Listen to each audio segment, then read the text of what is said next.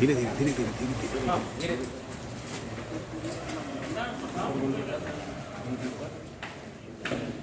एक 10 वर्षीय बालक जो चौथी क्लास में पढ़ रहा था, उसका अपहरण उनके घर के पास से हो गया था।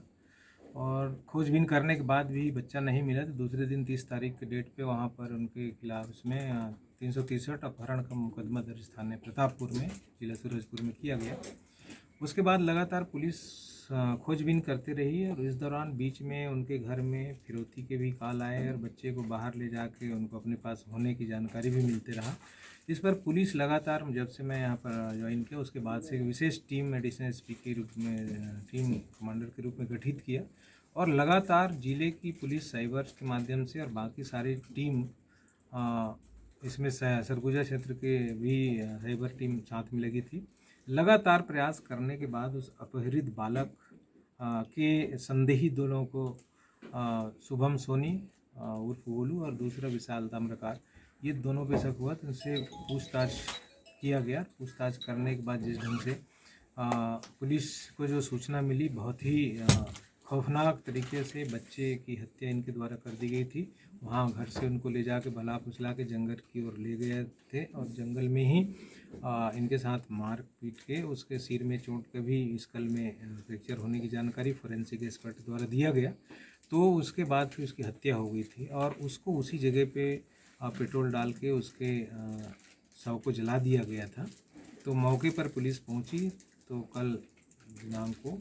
वहाँ पर घटना स्थल से, जो यहाँ प्रतापपुर से 10 किलोमीटर जंगल था, उस जगह पे उनके शव के कुछ स्कल, जो खोपड़ी के कुछ हिस्से थे, हाथ के कुछ उंगलियों के फ्रैक्चर थे, वो सारी चीज़ें, उसके दांत और वो कुछ ऐसी चीज़ें वहाँ पर, जो बच्चे द्वारा पहना गया चप्पल था, वो भी वहाँ पर मिला। और उसके आधार पर फोरेंसिक टीम के द्वारा भी स्पष्ट हुआ और उनके परिजन ने उनको चप्पल जो जगह था उसको पहचाने। तो आरोपी ये दोनों के निशानदेही पर मौके पर ये सारी चीज़ें जब्त करके,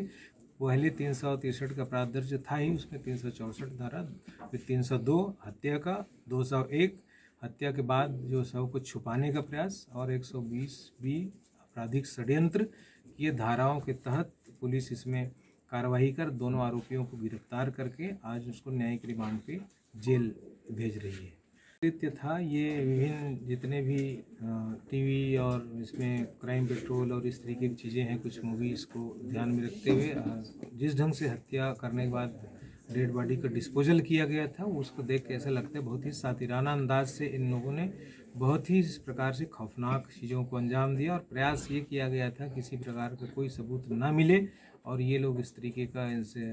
पुलिस की गिरफ्त से बाहर रह सकें। लेकिन पुलिस के मुस्तैदी और लगातार प्रयास करने के बाद, जब से घटना होने के बाद से हमने इस केस को नहीं छोड़ा था और पूरी टीम घटना स्थल, आसपास उनके परिजनों के पूरे सारे कड़ी को मिलाते हुए अथक प्रयास से पुलिस ने इस मुकदमे को और इस घटना को सॉल्व कर लिया। और इसके लिए फिर आम जनता की तरफ से भी लोगों में आक्रोश देखा गया और इस आक्रोश के बारे में भी उनसे चर्चा हुई। तो बहुत हद तक लोगों में समझदारी दिखाने का प्रयास किया। समझदारी दिखाते हुए फिर वो सारी चीज़ें, अभी वहाँ प्रतापपुर का माहौल शांत है और किसी प्रकार की ऐसी स्थिति नहीं है। पुलिस लगातार मुस्तैद है और इस प्रकार की घटनाओं पे हम लगातार